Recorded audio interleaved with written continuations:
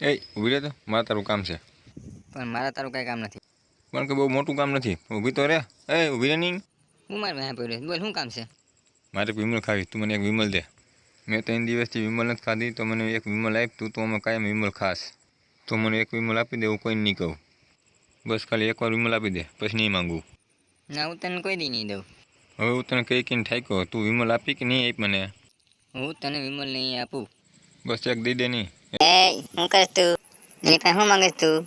હું એની પાસે વિમલ માંગુ છું. મને વિમલ દે. મારા વિમલ લઈ જા. તું ઉભો રે, હમણાં તારા વિમલ લેવું. ટકા ઉભો રે, ઉભો રે. અહીંયા અહીંયા.